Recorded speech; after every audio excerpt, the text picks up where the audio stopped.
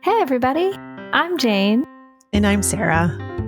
And you're listening to the Medium Curious podcast, the show that proves that spirit is super duper fancy, has our back in ways we can never ever understand. Oh, it's true. It's so true. Today we have on Sally Hawk, who is proof of that. She's the founder of VerySoul, which is an online platform bringing free mediumship experiences to people around the world. You ready to meet her? Yeah, I want to meet her. Let's meet her. Okay, here we go. So Sally, I'm thrilled you're here. Thank you so much, Sarah. And I know you because I am so grateful to consider myself a VerySoul medium. And what it has done for my development has just been the biggest gift. And I know that this gift isn't just mine, that it's far spreading. And I've just raved to Jane about you and VerySoul, and we've talked about it on this podcast. So I'm so excited that you're here to tell us from your point of view what you got going on there, because it's magic. Oh, thank you. I really appreciate you guys having me on. It's so great to meet you, Jane. Oh, thank you, Sally. It's so great to meet you too, because I've watched Sarah come up, and it has been profound to see her development through working with you and on your platform. And I've always just been such a huge fan of what you're doing and how important it is for kind of the world at large. I feel like we have a similar mission, or I think ours may have modeled after yours. Like, how can we normalize this? How can we make this just accessible and be a part of a normal life, as opposed to so far out there in the supernatural realm? So I'm so happy for what you're doing and grateful. Yeah, I was so thrilled when I heard what you guys were doing, because you're doing a different part of this. But yeah, we are all pulling in the same direction for sure. Yeah. Well, can you tell us, Sally, like for all of the listeners out there, what exactly is VerySoul? So VerySoul is a community of right now about 2,500 mediums from all around the world. We are in almost 50 countries. I think we got to 49 yesterday with our first medium from Pakistan. Wow. And we are also a platform. So the platform enables mediums to come together, practice their skills with each other, give each other feedback, and develop over time to be able to give really good, high evidence, meaningful sessions to clients. And we've kind of got stages in there for how we help mediums develop through that process. But it's such a beautiful community and such a great energy. I see such really is. It cool really things is happening. Yeah. And Sarah, you're a great example of what the platform does, because, you came and you just did hundreds and hundreds of practices, right? I did. Honed your skills. Yeah. Yeah. I feel like it provided me the opportunity to practice my little heart out, which is what I wanted to do. It just made practicing so easy and accessible, and it created a safe space to do that. And I can't tell you the amazing people I've met along the way. And then as I've developed and I've watched my skill grow, being able to help other people and give readings to people. And what is so cool about this platform, and I don't know if anybody else knows that it's free. Like, mediums don't pay any money to join. You don't have to pay for a reading when you first come looking for a reading. Everybody who comes gets their first reading for free. And how do you do that? I mean, that's just so amazing to me. Yeah. You want the how, or you want the why first? Well, yeah, let's get the why first, because this was a calling for you, right? Like Spirit knocked on your door and said, "Hey, you're the woman. You're the one who can make this happen. We're coming to you." Yeah. I mean, like you, I was a practicing medium, and starting to do my client work, and I got very clear instructions over the course of a couple of weeks about this platform that Spirit wanted. And at first, I thought, this is crazy. Like, number one, I'm retired. I do not want to build a platform. Thanks, guys. No, thanks. I don't want to go back into business or anything like that. Number two, I was enjoying being a medium, and 3, like, it's big, it's complex. It's more complex than it sounds. It sounds like, you just throw up system and everything, but there's so much to navigate. And so, but with that inspiration came the instruction that it needed to be free. And that was the way to break the barriers and to help ensure that there were no barriers. Build no barriers. That was one of the instructions. Build no barriers. That meant, no religious barriers, no language barriers, no anything barriers. And so if we want to be able to welcome everybody, both as mediums and as client, the only way to do that is to make it free. And I kept also getting with that, don't worry, we'll take care of it. You mean like grocery bills or what? We'll take care of you. Exactly. So there have been some really cool things that have happened kind of behind the scenes on that. But so the why is just really to make sure that everyone has access, because the main thing that Spirit's trying to do with this platform, the end goal is to make sure that anyone, anywhere in the world can have an experience like this and have it in a high quality, meaningful way, right? And to do that, you first have to make sure that you have well-trained mediums. Yeah. Right. And that they've proven their skills and that they've got a level of resilience and a level of compassion and all the things it takes to be a great medium. And then you have to have a platform to be able to reach the clients. And so that's kind of the nutshell. Oh my gosh. And it runs so well. I mean, I can't tell you how. So if anybody hasn't seen this, they need to get online and just look at the website. It is so easy to use. It is very clear what needs to happen when you get on the website. And there's something for everyone there, for clients or for mediums developing. And I've been on the platform. I think I was one of your first. Yeah. You're over 2 years. Yeah. How long has it been? How long have you been going? Let's see. I got the first inspiration in 2021. We put up an early prototype end of 2021, and then we launched for practices in early 2022. So, yeah. So it hasn't been that long. It feels it feels like it's been around forever. I don't know. I've just been hearing, I've heard about it from every corner of like my life and have witnessed it and have come on and been able to enjoy like talks that you've done or mediums that you've brought through. So there's like more than just the readings. You have this whole community and these amazing events that I've had and been able to participate with. But I just feel like it's been a lot longer than 2 years. That's amazing.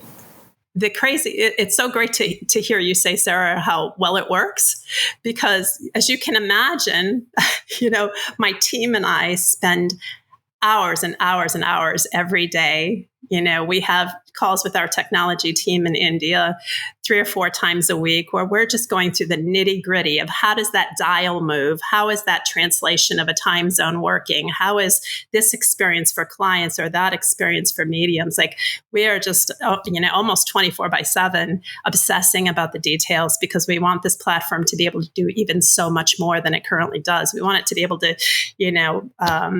we want it in every language so that anyone who comes to our platform from anywhere around the world can understand what the platform's about. That is truly amazing. It's mind-blowing. It really is. And to see it from the beginning to where it is, like I remember getting those beginning emails. Are you interested in joining? This is what the site is. This is what the vision is. And then watching it unfold and how it's just, it seems like it's been so magical and effortless, but I know how hard you've worked on it. And I've got to say, like, having you there, knowing that you're there and you support your mediums. I mean, I had a really hard reading once where it gutted me. it was really hard. I didn't know what to make of it afterwards. And I texted you and I said, this is what happened. And you're like, hold on, I'm going to call you. And you talked it through with me, and I really felt so much better afterwards. But having you there, just to know that you're a medium as well, and you know what it's like, and that this is work of the heart, and that this is, such big-hearted work, that's just meant so much. It's been such a gift. Oh, thank you. I think the magic of the platform is the community of big-hearted people who all come together. Like, yes, I play a role, maybe I'm like the quarterback or something, right? Or like maybe I'm the orchestra director, but it's nothing without the orchestra. And every one of the mediums that comes to the platform to practice or to work with clients, like everyone is here for the same reason. We share a mission that is so cool and so pure. Like, I don't even have to remind people regularly, like you would in normal business. You normally have to remind people what the mission is. Now, this mission is baked into all of us because we all feel the calling, right? That's really beautiful. That is. There's not a whole lot of... I can't think of too many organizations that have that mission. It really is the relaying of the message of love and the connection of love and the connection of everlasting love. And that's really the bottom line. Yeah, absolutely. I wanted to comment too on that. Early on, you said that part of what you're fostering with your mediums is resilience. And, yes. Sarah just spoke to that. Like, there's this moment or 5 where you're coming out of a reading and you feel walloped because for whatever reason, whether it's the grief or the experience itself, whatever. And that is something that I did not know I was going to need when I signed up to be a medium. Absolutely. Yeah. It's a good byproduct, but I wonder if you want to speak to that.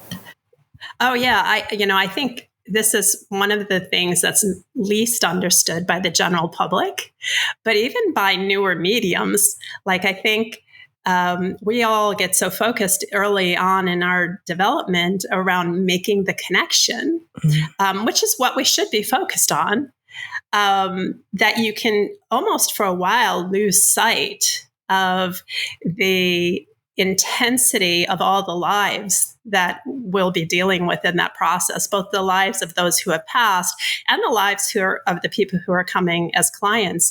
And doing a storytelling or being in kind of in the middle of their story for that session, it can be pretty taxing. I remember one of my first client sessions the same way. I just felt, like you said, walloped. And I thought and I'm pretty tough. I mean, I had big corporate jobs. Like, I have thick skin. I grew up in a big family. I'm tough, but I had a session where I just was traumatized by the situation that I experienced. And, luckily, it was helpful to the client, and I knew that there was goodness that happened. But I said at the end of that session, I said to my spirit team, like, I need help to get through this one. And can I just tell you an amazing story about that? Yes. Sorry, it's so cool. It's even hard for me to believe. So when I say it, there's going to be people who go, "Oh yeah, that doesn't make any sense." But it honestly happened. It only happened this one time, but I begged them for help. I said, I need help to heal from this because I don't know if I can keep doing this work otherwise. And that night, I slept in giant hands. I was like a baby bird being held in giant hands. And I remember waking up during the night to check to see, am I still in the giant hands? And I was. I was cradled, and and when I woke up the next morning, I was completely fine. I was completely fine. I have never had an experience like that in my life. Oh my God. But it reminded me that we can ask for help too. Yeah. Oh, yes. Wow. That's the best ask for help story I've ever heard. And it's sort of like what humans forget to do, like on the hourly, daily. Like, asking for help is like kind of the best tool, really. But wow, what a beautiful example. Yeah. It's some giant hands. And Gina, I'm glad you said that, because it did teach me a lesson too, which is now I regularly ask for help. I ask for the help I need. You know, sometimes it's very tactical. I'll be like, oh, I'm really struggling with marketing. I can't seem to get the right marketing, arrangement set up. And then I'll just, meditate on that and just keep asking for help with marketing. And then boom, somebody falls in my lap. I've had that happen 3 times just in the last few months. It's been happening throughout the whole build of VerySoul, that the right people show up just at the right time. And oftentimes they are driven by their passion for what we do. So they're not just like somebody trying to make some money. Yeah. They also are feeling called in some way, even though they're not a medium. That's Spirit's so fancy, cool. like when you think about like how Spirit's like, over here, babe, like I need you to send this email. Like how freaking cool is that? Like when you really look at all that. And Sarah and I we're just talking about some of the interconnectedness and also how it jumps time, you'll see a future thing and not understand it. And then when it happens, you're like, oh, that's the thing. And so anyway, this has been a theme this week. It's beautiful to hear about, especially for you were called, you were asked, probably not demanded. I'm not sure how it felt. And so Spirit was like, okay, we really need to be on point, but you're so smart and wise to, say, okay, this is the specific thing y'all need to do. Ready, go. Yeah, well, one of my medium friends, when I told her about it, she pointed out to me, she said, Sally, with your background, it makes complete sense that they would want to use your instrument that way. And when I thought about it that way, I was like, yeah, that's brilliant. Of course, they would want to use my instrument that way, because this is what I do. I fix things. I build businesses. you know what I mean? So, yeah. Yeah, they picked the right person. That's for sure. Thank you. And thousands and thousands and thousands and thousands of people benefit. So, wow. Thank you. Well, will you explain a little bit about how a medium becomes a VerySoul medium? What does it look like as an entry point? I just want to also say that there is no certification for mediums in this country or in anywhere that I can think of. There's no accreditation. There's no way of knowing that mediums are vetted. And what you've done is set up a system that uniquely does that. It doesn't give certification, but it vets mediums through feedback, and also has the ability to develop mediums in a really constructive, beautiful way. Yeah. And thank you for that. I would love to take credit for that design, but I can't. But what I can say is I think there are a few places in the world that have certifications. There's some teachers who try to do certifications, but the dilemma that they have is they can only do it through a test. They can test maybe 1, 2, 3 readings. And some people just don't test well. Like some people get nervous. This has been true my whole life. I've always been a good test taker, but I've always felt bad for the people who are not good test takers because they're smart. They just couldn't perform in the test. But the other problem, the other dilemma in those kind of certifications is it's a point in time view. Versus when you're working in a environment like ours, we have constant feedback. And so that means not only do we see people's development, we see it from diverse perspectives. So it's not just one person from one culture judging whether you're good at what you do. We're judging from a worldwide view, which means, and we're not judging, we're getting feedback from a worldwide view from many different people's perspectives, which means the medium actually has to be that much better.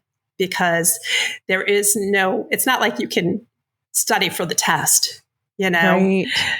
You have no idea if your next client is going to be from Pakistan or from, India or from the United States or Canada. You don't know if there's somebody, we have clients who have just recently got out of jail. We've got clients who are, top executives. We've got clients who are celebrities, who are, think they could never be a celebrity. We've got clients who run the gamut of cultural, socioeconomic experiences. And that means our mediums have to be so wide open to allow the possibility for anything. We can assume nothing because we're not working with a typical mediumship client, which in the past has been middle-aged white women with enough money to pay. So that it's a broader development, and it's kind of a broader test of skills. And the test never stops, because even once you're working with clients, we still see feedback on a regular basis. So if a medium goes through a tough period, like maybe they have a health crisis or a family issue, oftentimes they can bounce back, but sometimes they don't bounce back right away. Yeah. And, and they need to go back and re-hone those skills a little bit and gain their confidence back. And so because we constantly have feedback, we can have that conversation with the medium to say, why don't we maybe step you back into a practice space for a while until you're back up to full speed? That way, no clients are harmed along the way. Yeah. Wow. That's like the safety net. That's a safety net for the mediums too, to have that.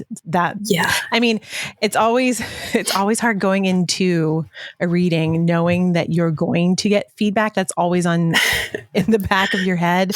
But at the same time too, it does feel a little bit like a safety net as well. Yeah, it is. And what it does for the mediums who keep working with it is that becomes the creation of resilience. Because when you think you're doing well and your feedback isn't so good, you really have to reconcile with that. Yeah. It doesn't mean you're right, they're wrong, or they're right, you're wrong. It doesn't mean that. It means you've got a dissonance to reconcile.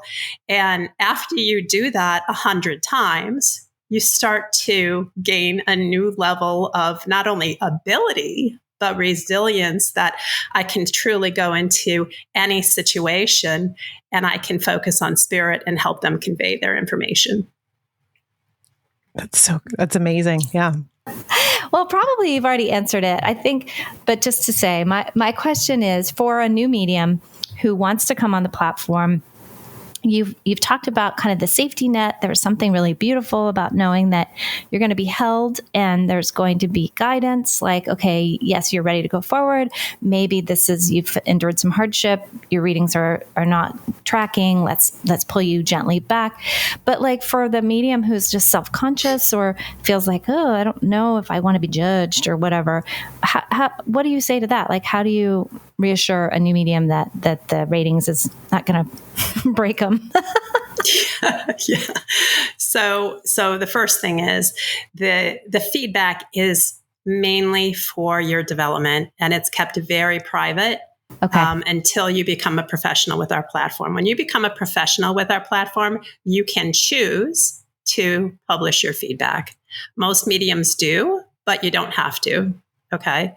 But so for everybody in the practice space, it's private, and it's really just for them, for their development. Now, that doesn't mean that we don't get a little heartbreak along the way. Absolutely. And, of course. When we first started, I used to get a lot of those calls of the heartbreak, or sometimes it was, people feel like they've been wronged in some way in what that review is. And I completely get the emotions of that, but therein lies the lesson, because that one of the things that's hardest for mediums to work on is their own personal blocks, right? Mm-hmm. And our own personal ego, and getting our ego out of the way. And what I tell mediums on a regular basis is every time we celebrate a reading, how well it went, every time we cry if it didn't go well, right? It doesn't matter. Those are both our ego talking, right? If we connected with spirit and we did the best we could do as the instrument, that's our job. Right. The emotions that come with that, whether it's fear or, anything, that's all ego.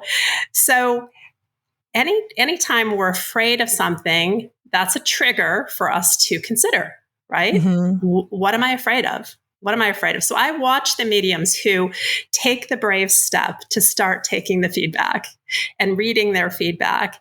And over time, they become more resilient from it. They learn from it. They become more resilient, and they become a little less affected by it. And at the same time, I watch their readings just blossom, because it's kind of like it's carving away at their egos. Yeah, right. That is brilliant. It sounds like that system kind of part of the download for you, to know that would be built in, like the ratings and the review, because it's genius. Yes. It is. And it does exactly what you're saying. Like the biggest problem that, most mediums have is their head / ego, like the stories of like, I'm not good enough, I can't do it. And so then if that was echoed back to you, like, oh, you can't do it, you could stop, or you could push through and go, no, I can do it, because I'm listening to Spirit's in charge. And you're slowly moving back out of the way. Like, you're no longer like so concerned. I've watched that with Sarah. Like, she blows me away with her wisdom. And I think that's just how she's built. But I do think that her mediumship is so gorgeous. And when something hits that's like not exactly ideal, her recovery is immediate. Whereas I'm like laying down on the floor, calling over to her from getting the dog to help me up, so anyway, it's profound. And I'm really glad we spent some time talking about it, because I think it's a really big deal. Yeah. So a couple of things. Yes, it was part of the design that Spirit gave me. Almost everything we're building, there's very little that we've had to decision, because they gave so much information about how this should be built. And there are mediums who are fearful of the feedback at first. There are mediums who come in and then step out, and then come back in, and then step out, and then come back in, and then they really get going, So I've seen it all. But when I watch mediums like Sarah, who just buckle down and keep going and keep going and keep going, I also get the incredible pleasure of just watching their mediumship blossom to this place that's so profound, like so profound. I don't know if you could otherwise do that in the period of 2 years. I just don't know. Like, I don't think so. What I am so astounded by is how quickly I developed, because I could practice whenever it was convenient for me in these small pockets of time. I could schedule in a practice. And also, too, practicing was so beautiful, because not only do you get to connect with Spirit and give somebody a reading, you get a reading back. So for practicing, it was so rich and so fun. And then, like you said, meeting people from all around the world. I mean, I was thinking about all the different countries that I've had clients in, like you said, Pakistan, India, Australia, Serbia, like Ireland, England, like everywhere. Just everywhere. Yeah. We're doing translated sessions some places, like Ukraine. Yeah. It's amazing. It's been such a rich experience. I mean, I think all of my practicing before had been through Facebook groups and circles, which are great and amazing, but it wasn't with the amount of consistency that I was desiring. And this just was, it fed me. It was like nutrition to me to be able to get to do this at this speed and this rate that I was interested in doing it. That's great. Well, not to make it too clinical, but you are also proof of concept.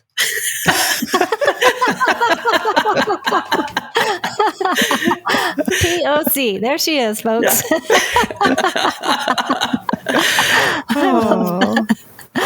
So I would like to know, how did you become a medium, Sally? Were you one of those people that always knew that they were a medium, or how did you discover your mediumship?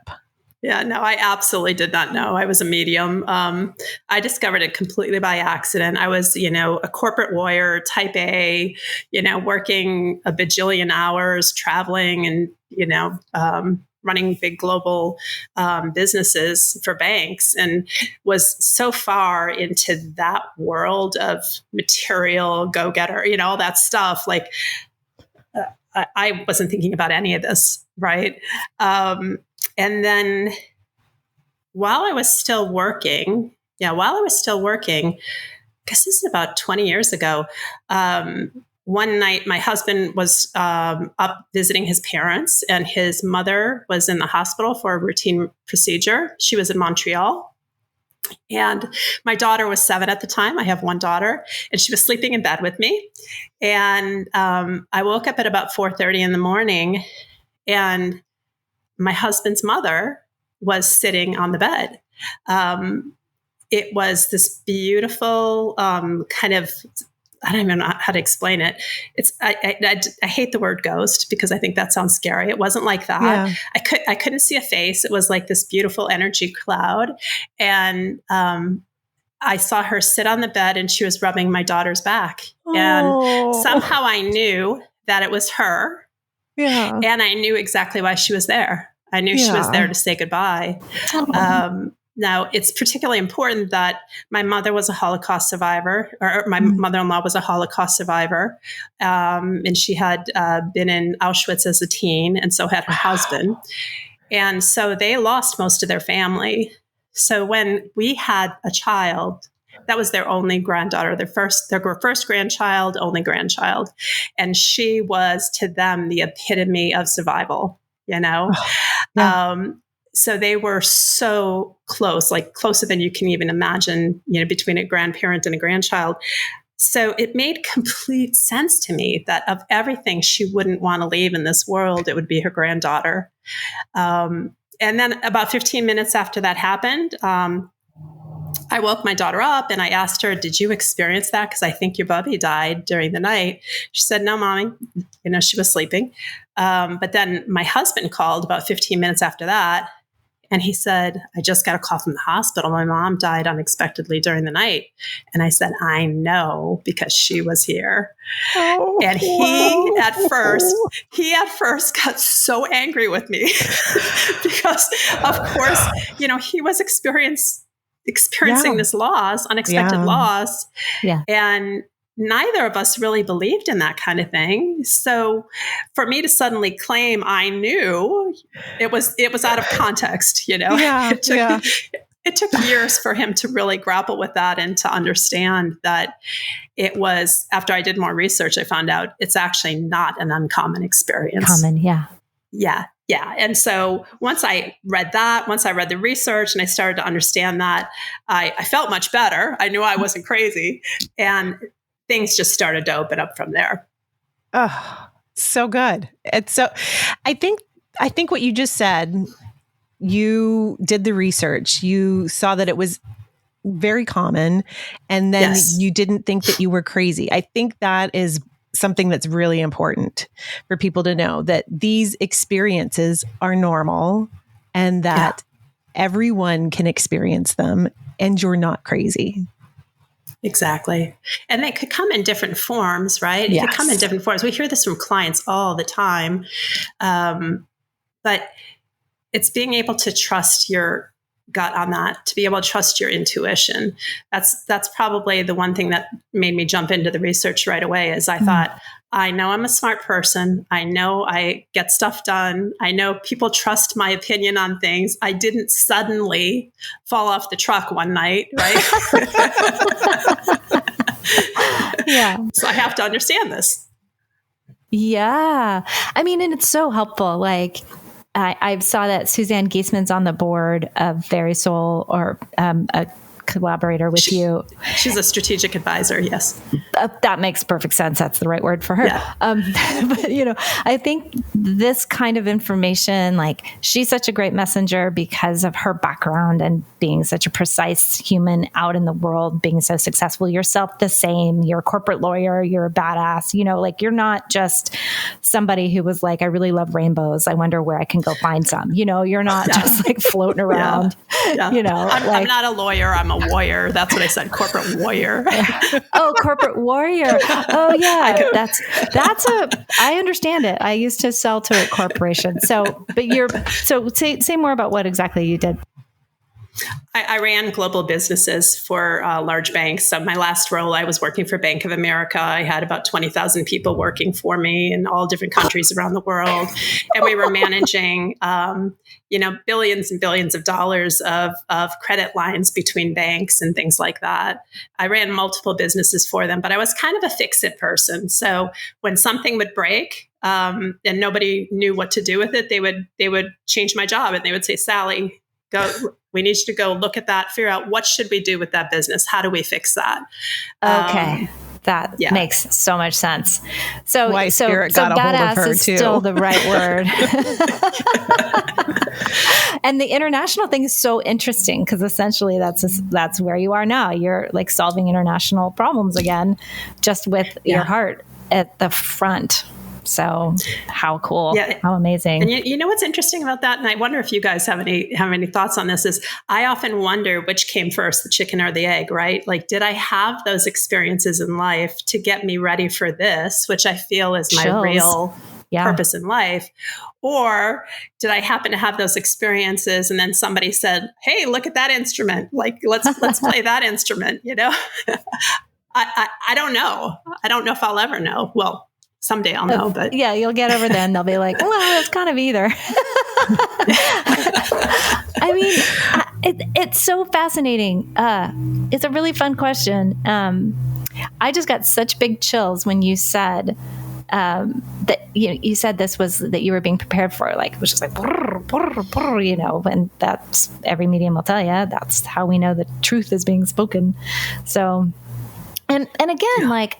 I mean, I like that came first because the gravity of it, the like, you were running this massive business with, did you say 20,000 people? What was the number? 20,000 people That's in my a lot business. Of people, Sally. We're going to be headed that way with that many It's a very mediums. large business. So that's not, that's how we just turn to all the people who really want to dismiss this and really want to say, y'all crazy. And we're like, nope, no. And I just think about your mother-in-law and what a big, huge deal that is. Like that being this like momentary, like, whoa, like the flash of you being invited. Yeah. Big wake up call. I mean, she survived, just to tell you what a strong person she is and still is. She survived in Auschwitz for 3 years. Wow. As a teenager. Now, she was emaciated when she was rescued, but imagine the fortitude that takes to survive that. So she is not, if she's going to break if barriers are going to be broken, it's going to be her. Yeah, she's the right, again, the right person at the right time, right? Exactly. Oh, amazing. Well, I had somebody else. When I was telling them, I think when VerySoul was first coming online, they were talking about, it does sound legit because it is free because of that, it lends to, it's truth. Credence. It's credence. But how are you doing this? And how's retirement going? $1 at a time. Yeah. Well, I mean, we get some pay it forward donations, from clients who have good experiences. We offer them an opportunity to donate $5 to help us keep the platform free. That doesn't happen that often right now, but right now we're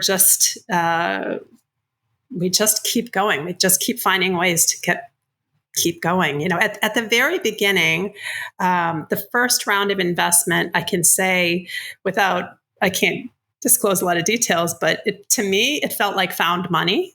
Wow. So that's cool.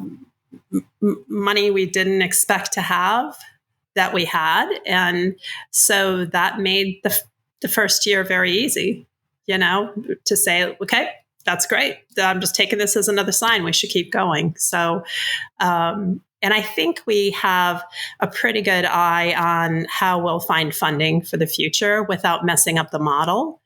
We've been working on that, looking at ways to find revenue streams that don't require us in any way creating barriers for participation. That's amazing. What a gift. Yeah. And Spirit's kind of hooking everything up together behind the scenes.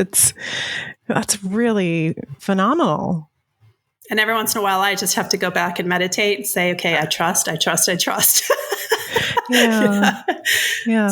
So what are your dreams for VerySoul? What do you have in the future? Because I know how far it's come, and I can just see you like there's more coming. Yeah, there's definitely more coming. We're getting ready very shortly to launch group sessions. Cool. We'll be able to facilitate both group practices, circles, development circles, demonstration practices in groups, and anything that we do with group stuff between the mediums, we'll also be able to start using with clients. So that's going to open up another level of community opportunities, because part of what I hear from the mediums is they love the practices for development, but what they love even more is that they're meeting people who like them. Yeah. Because especially if you're in a far off country and you are the only medium that in Jamaica, or you are the only medium that in Zimbabwe or something, our online community is so precious. Yes. So through these group sessions, we'll be able to build even more of that. But the intention, the goal from Spirit is to get to 1 million client sessions over the next couple of years. We're a little bit behind on that. We had a couple technology stumbles, and we're still working out some marketing bugs. But we're definitely going to get there, because the client feedback that we get is phenomenal, both in terms of the experience that they have in their session, but also the total experience that they have. Clients tell us regularly, like, they've never felt this kind of trust with a organization before, because we don't try to upsell them. We don't take credit cards. We don't in any way try to trick people or hound them through email. We just really want to get everyone an experience, and then they can choose what they want to do after that. Wow. Yeah, I can attest to that. Absolutely. The integrity that everything flows through is just really impeccable. It's the integrity that you guys would want, and I would want for myself and for my family, especially for somebody who's grieving. Yeah. People are right to be fearful of someone taking advantage of the vulnerable, right? Yeah. That having happened in the past with other organizations has created a marketing barrier for us. So in some cases, when I want to market in this magazine or in that publication, they will literally tell us, no, they will not take our money. It's got nothing to do with our actual reputation. It's got to do with the industry's reputation. Yeah. And so we've got walls to break through there. Yeah. Yeah. That's one of the things that's been really heartbreaking for me. I stepped out of I'm a filmmaker, and I stepped out of I was selling to Adobe and Facebook and all these big corporations, really fun commercials. So I was in like a really fun world. And the fact that our industry has some shysters who create a lot of chaos is such a massive bummer, especially because and Sarah and I talk about this a lot on here, that mediums are so gorgeous, like the ones we know and hang out with, yourself, heart. It's like, I wasn't jumping out of that career to come over and be like harassed by, certain friends and family members by saying like, that's not real. You're, like suddenly I lost all my integrity after I ran a business for, 10 years. Like, it's like all of this like weird noise that's around our industry. And it's because of certain bad actors, and it's such a bummer. So I'm like, how can I help? Like, how can we, I'm excited because I know it's going to happen because love is going to win. Damn it. Absolutely. Together, we're going to break through it. And part of how we do that is, by creating credibility, but by creating credibility, it also raises the bar for everyone. Because when you have a credible, measured approach to something like this that has never been credible or measured before, you